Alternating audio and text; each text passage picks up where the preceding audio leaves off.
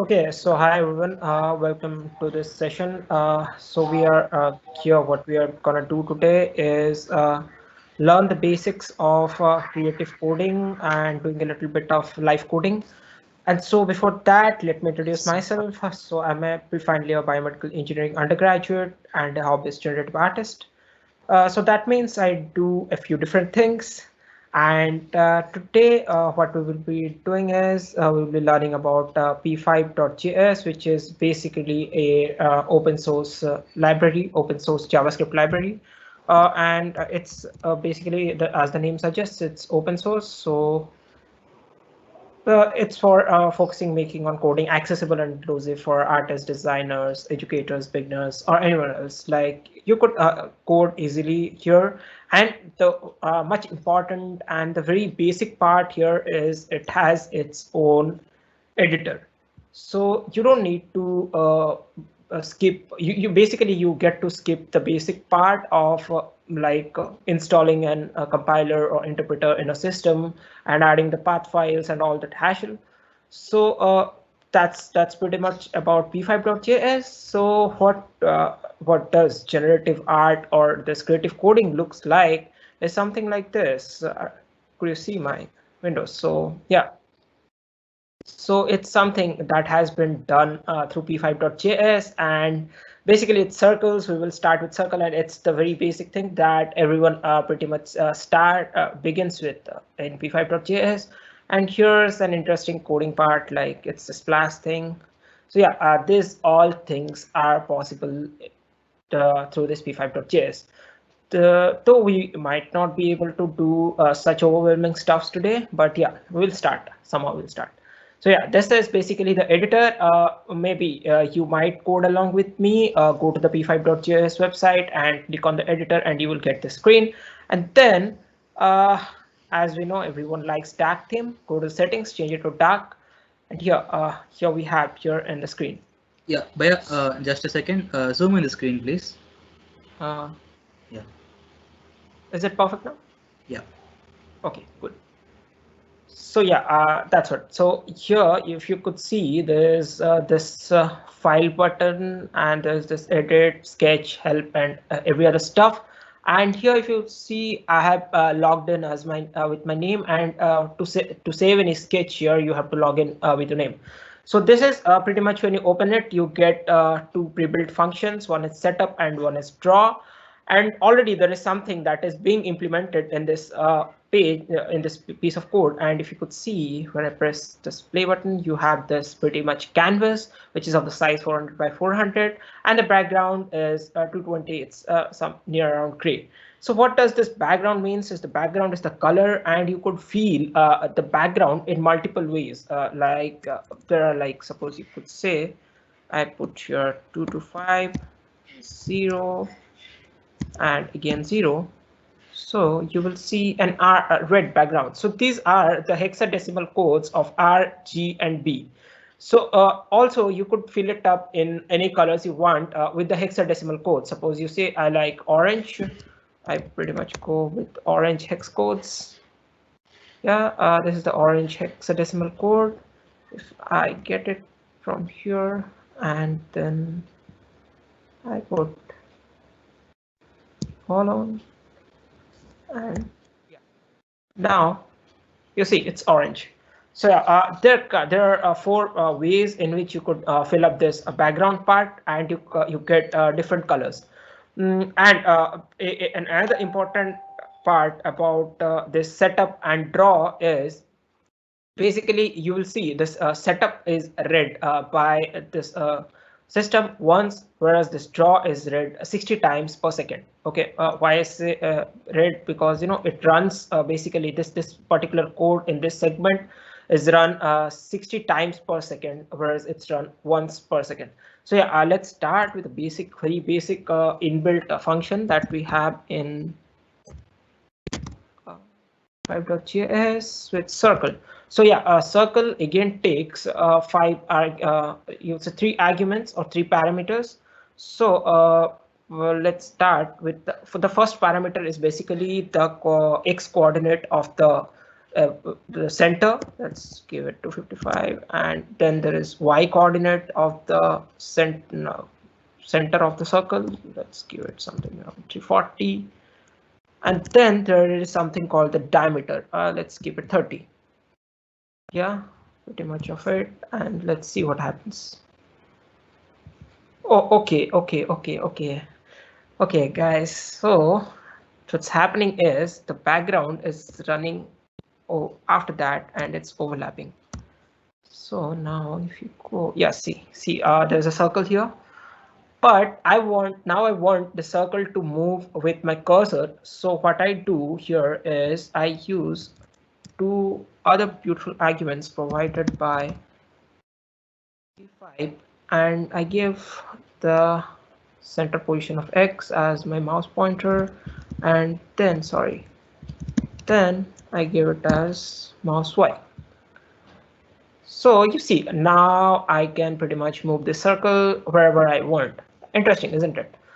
Now I say let's play with the circle a few more times. Now the background is running 60 times per second, and I don't want it. I want my background to come only once.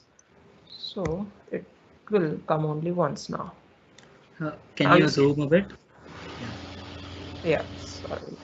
Okay, so zooming it, you see it's something like, see, a 3D a tube like something, it's coming. Okay, it's something not so fancy, but yeah, it's cool.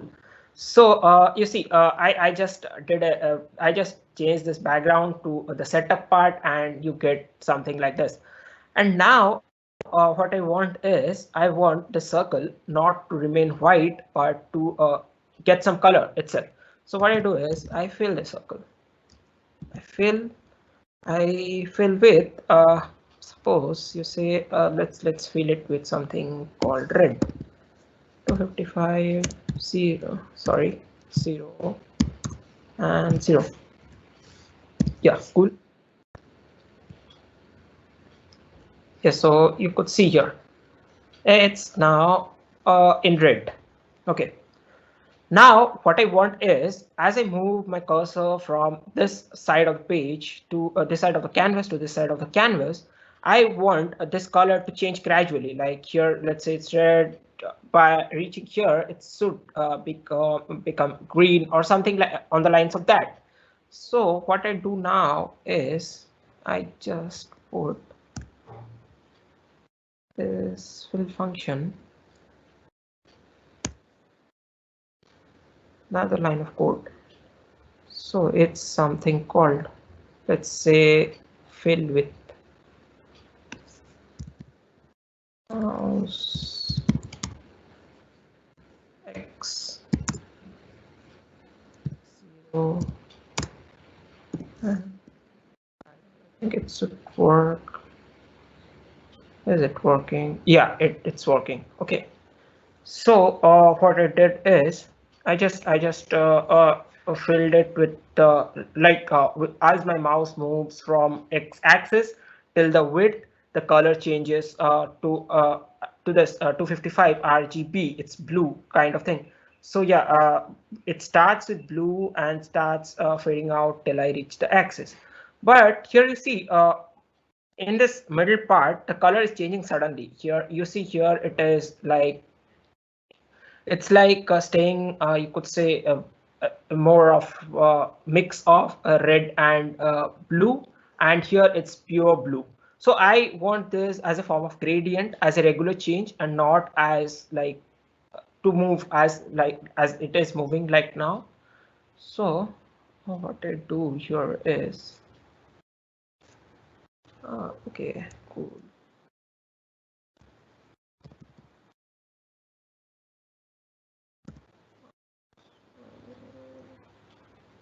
Oops. No. Sorry. I got here wrong. Cool. Let's make here const.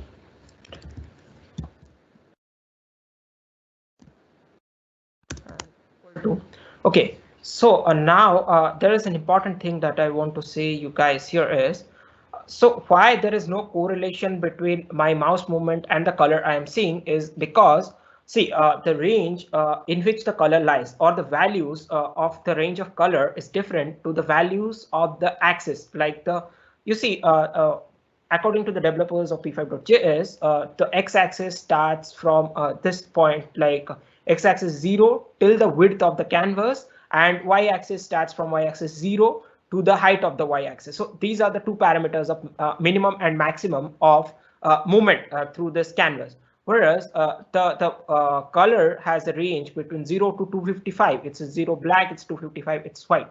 So yeah, so now we need to find a correlation between these two, like a correlation between the colors as well as the correlation between my mouse movement. So it has a very good function called inbuilt function called map in p5.js, and map takes arguments like the input x and y, output x and y, and the color. Like, let's input as mouse 0, then 0, basically then 2, 5. Okay, it should work. Okay, cool. I did a mistake. I have to change this thing.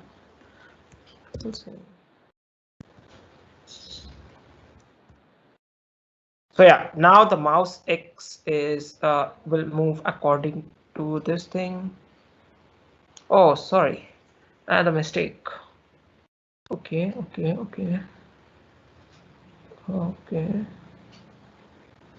RGB. Okay. Cool.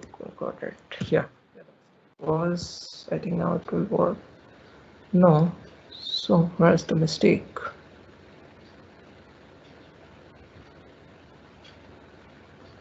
Okay. Cool. I've written it. Okay.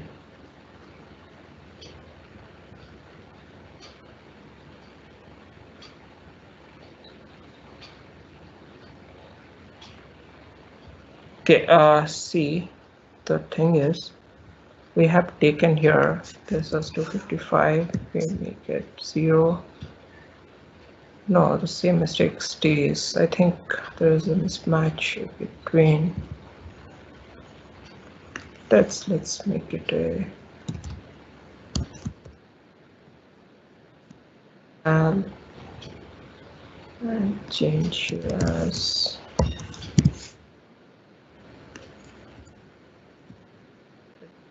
255. Okay. The mistake still persists. No, it's not. It's here. Some mistake I've done here. Same mistake. Okay. Cool. Bhaiya, we have two questions.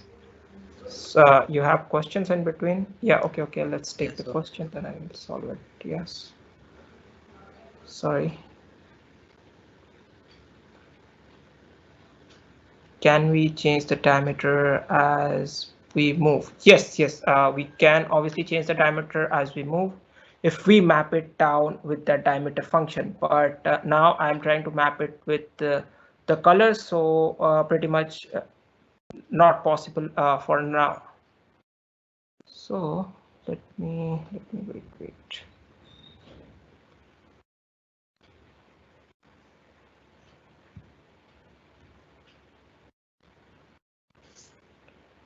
Okay.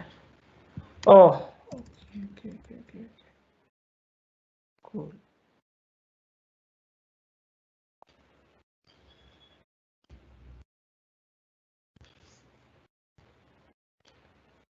Wait, I got the mistake. What I did is the mistake I did is cool. Now it will come.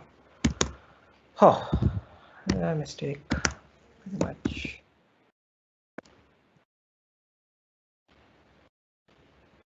Okay, cool. Now it's there. So yeah, it was a pretty funny mistake. So what I did is I give the mouse X value, but I forgot to give the width, like the ending value of where it should start and where it should end. So yeah, it was coming white.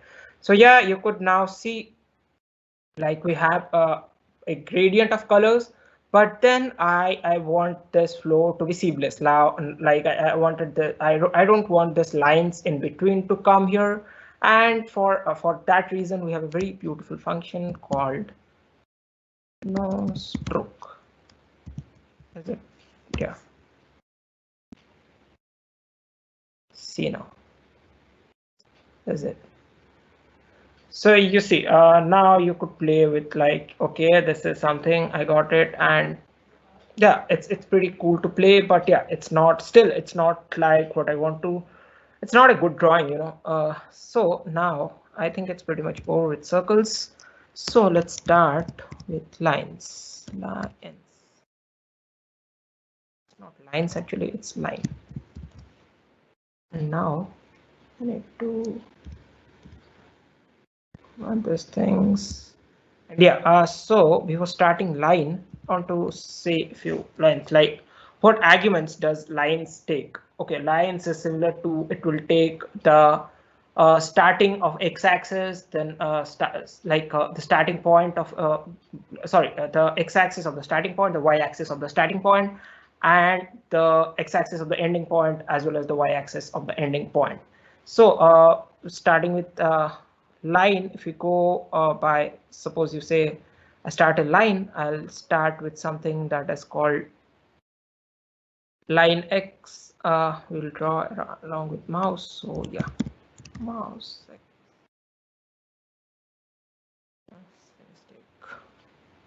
Yeah. Oh, you get your mouse X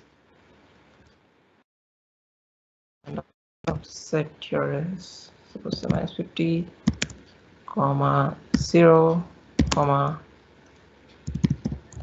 mouse X plus 50, comma 0. Yeah, cool. Oh, okay. Well, okay, cool. So there's this no stroke option elaborated. I think this stroke should come here, and it's something this, like the stroke should get a red file. So should have a red file. We should have a 0, and we should have something to, let's keep it 0. Also, let's try to change the color across the y-axis as well. Green file, let's say I'll vary the green, and I will map, let's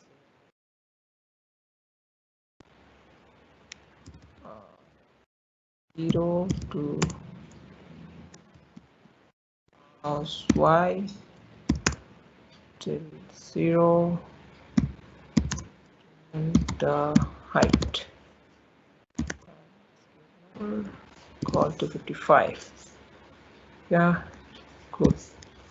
So I think, oh, it's still not working. So there's something missing. What did I miss? I supposedly, okay, cool. Well, it should work actually. No idea why it's not working. Because I didn't put this thing and this thing. And let's change this color to white so as to have a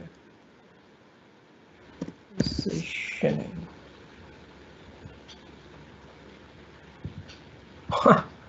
Okay, cool.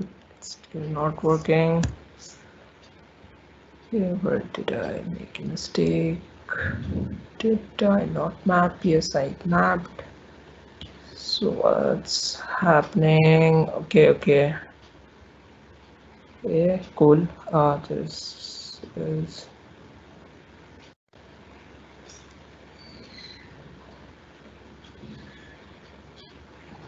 okay. I did a mistake here.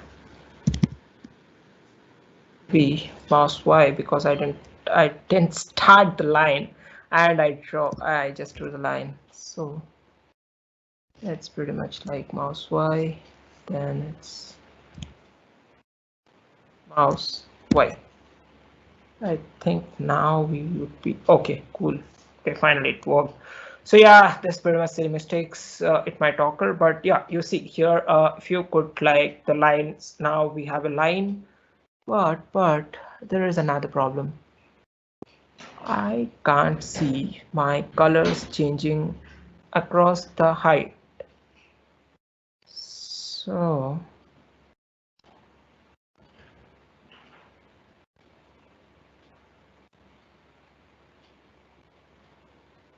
okay, cool.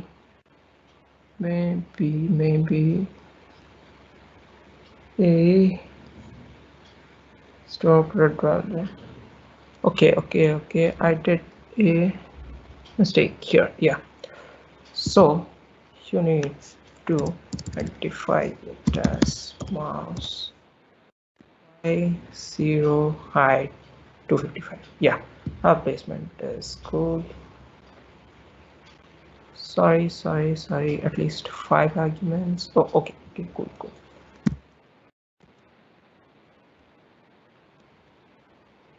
Okay. No. Yeah. And it's here 255. Yes. So yeah. Okay. So yeah. Here I have the lines actually. So yeah, after circles we have your lines, but yeah, I don't want my lines to be straight now, and I want them to rotate. I want them to rotate. So yeah, while we have the inbuilt function for rotation, but to use this function, you need to have knowledge about gradients. Like yeah, it's pretty much about mathematics. This p5.js is all about mathematics, and this rotation would be in the form of a radian, and there is a function, the pi is already defined here. So I want to rotate my lines by 4. So okay, so here you see, it's not what I expected. Like my cursor is here and the lines are not what I wanted it to be. So the lines are something like, it's not moving along with the cursor. Oh, I don't know what's happening. Okay, pretty much I know about it. Look, so here I'll show you what's the problem here. You see, the axis here is also. Okay, so see, here we have two axes. One is the original axis and another is the rotated axis. So when the rectangular is at the center, you see like it's also rotated pi by 4. One of the rectangles is rotated pi by 4. But when they are at the center position, they usually lie at the same place. But when you give them a value, like suppose you move them by a distance, you see they're separated. So that's what's happening. My cursor is here and my lines are here. So to get rid of this, there is something called translate. There is some function called translate that will bring your lines like the way you want it. So it's translate. Okay, translate. What do you want to translate? Comma mouse Y. Yeah. So this is pretty much it. We wanted to translate. Okay. Oh, okay, cool. So yeah, I need to cancel these things. So this. It's now translating. So I need to keep here the form of 0. It should work. Yeah, see, now it's working. Is it? Isn't it nice? Like you have lines according to how you wanted it. Okay. So after this particular translate, you could see my lines are changing colors and it's moving where I am moving the cursor. So what I did is here I just translated this mouse X into mouse Y into vectors, and now this vectors is similar to wherever I go, like those what we saw here in the rotation example, like with the moving distance, how to we make them close is by using this translate function. We eliminate this particular like distance which happens due to rotation of axis. It's basically a pure geometry. If you've done when you are in the center, you are at the same place, but according to the vectors you specify, your objects will move in that direction as the value increases. So yeah, so now I want my lines to not stay like this, but to pretty much act like this. See, here I've already made this bouncing ball thing. Okay, so the ball is coming. It's like what's happening here. There are walls in this canvas. You know, the width and the x-axis, the height and the y-axis, and the ball is hitting and is changing direction as it hits this wall. So since I have already written this thing, I'm not going to write it again. Let's just use this there. So I will use it. Man.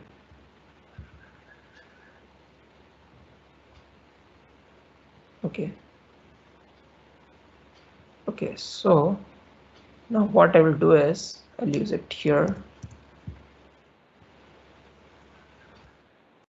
Okay, so since these are lines, so I don't need to have a diameter basically, and I don't need to have two set of functions. I will have only one set of functions, and I will pretty much delete this thing. I'll put the setup function here. So yeah, sorry, let's just delete it. Oh, okay. So I have not. I have to also import this draw thing also from here. Yeah. So let's import this draw. Okay.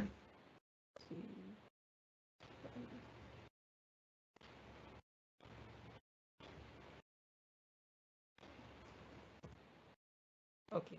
Okay.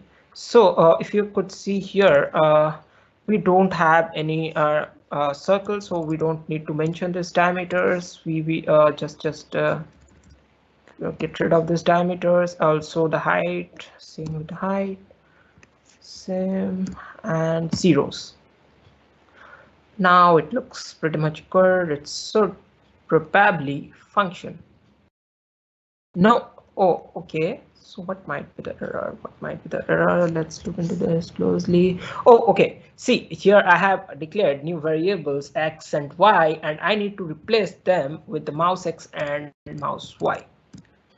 Wherever there is mouse x, you need to replace it with x. Wherever there is mouse y, you need to replace it with y. Wherever there is x, I need to replace it with y. Wherever there is, okay, got it wrong. I got it wrong. Yeah. Yeah. Okay, cool. So see how it's now it's similar to the kind of ball.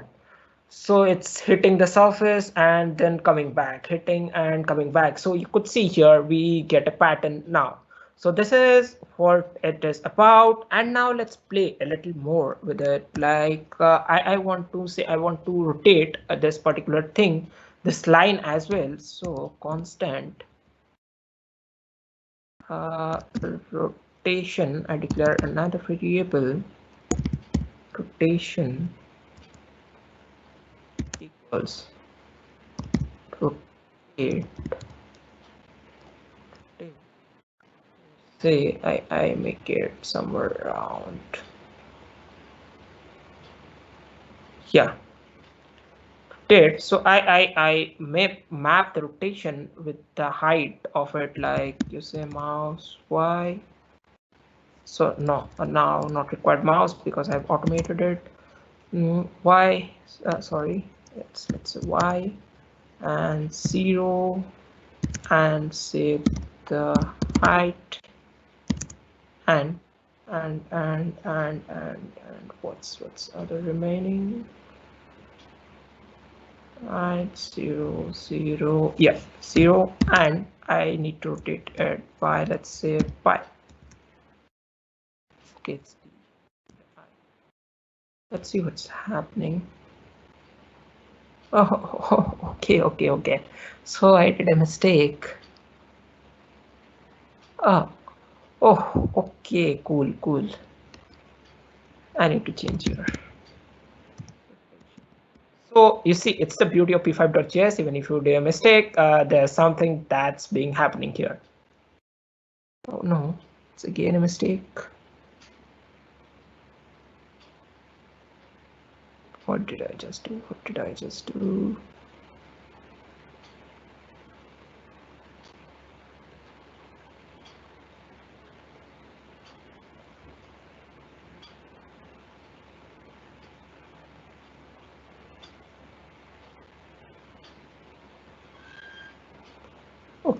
Okay.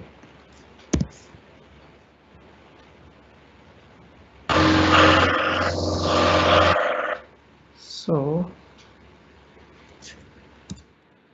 pretty much the same here. Can you zoom a bit? Sorry? Can you zoom a bit so that Okay. It's not visible.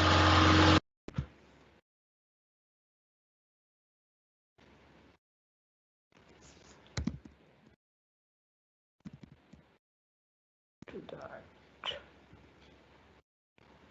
You guys getting okay. We're not getting anything, we're getting an error.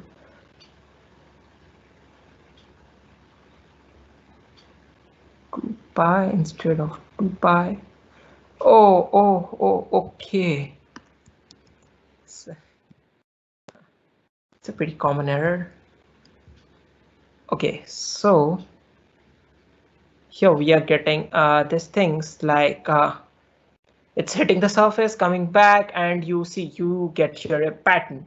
So now let's just increase the size of the line and see what's happening. Let's make it 300 plus 300 and display. Okay.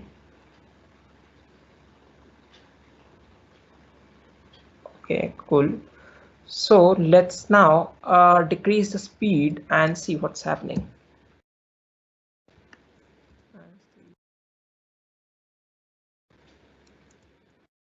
-3 and 3. So see, now you have a beautiful pattern that you could absorb, and that's pretty much happening around there. Select X, Y.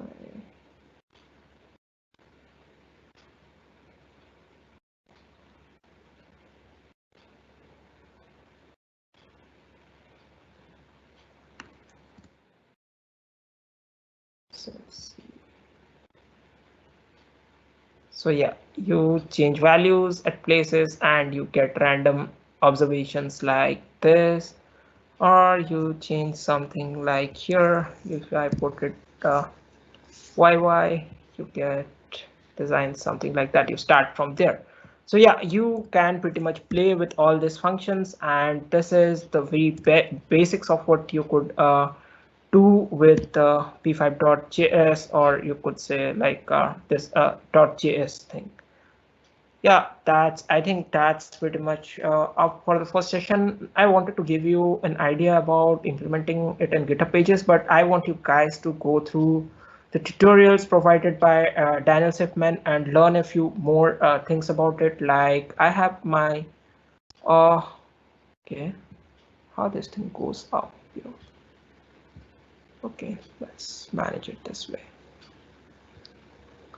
So I have my own processing. I do code here about like my p5.js sketches. Some are here. You could have seen this one. You guys would have seen this. These all things, and like this pretty much things involve a lot of functions. Like it's not like it involves var. Yeah, this I want to say about this var and let, both are pretty much similar to it, but you don't use var let in one place. And there are pretty much complex programming involved here. We have for loop, we have if loops, and we have something called ellipse and all those things, which I don't want to get into in this session, because it will be too overwhelming for you guys. And also this code I have already implemented before the workshop, and you could see here, and there's the link. I think the link would be provided by them. Yeah, so we might have done it pretty much here and there, like changing the red val green val, and we got something different kind of patterns there, and something some different kind of patterns are coming here. So if you guys want, I could provide you with this link. You could go and you could play it on your own browser and see how it is happening.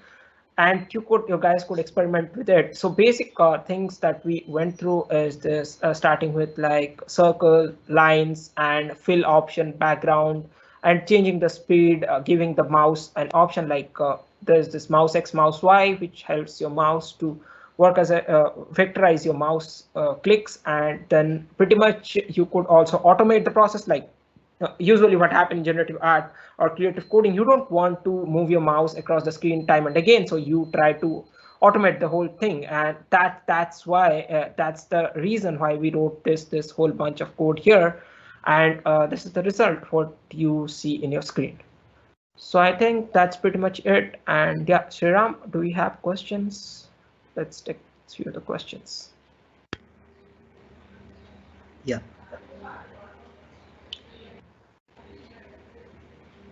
Yeah, okay. I say here there is a okay, use map, give only two parameters, mouse extend. Okay. The semicolon part. Okay, it's was missing. Sorry. There Okay. is one question like about providing the code. So we will provide the code that has been done in the session after the session ends. Yeah, sure. We will do that. And any more questions? Questions are welcome. And you could also like you can give them my processing IDE like that one.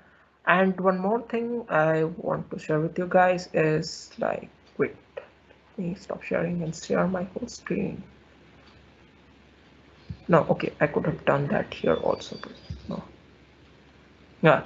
So there is a guy called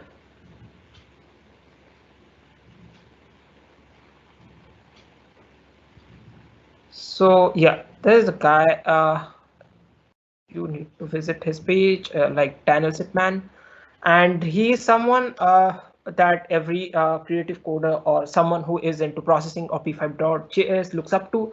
And you could finish it all like programming with p5.js, and believe me, this guy is much more funnier and much more energetic than what we had in this session. And like you will enjoy learning a lot of things. Like if you're into JavaScript, or if you're into programming, starting with programming, JavaScript, p5.js is the best place to learn with this guy teaching you. Like he will teach you everything from nested loops to Boolean variables, basics of functions, parameters, arguments. Like today, while we were doing this whole things, we had declared pretty much like global variables, local variables. We had constructor functions in between that. I didn't get into jargons because the prerequisite was that basic knowledge of coding, so I didn't want you guys to get confused by those things.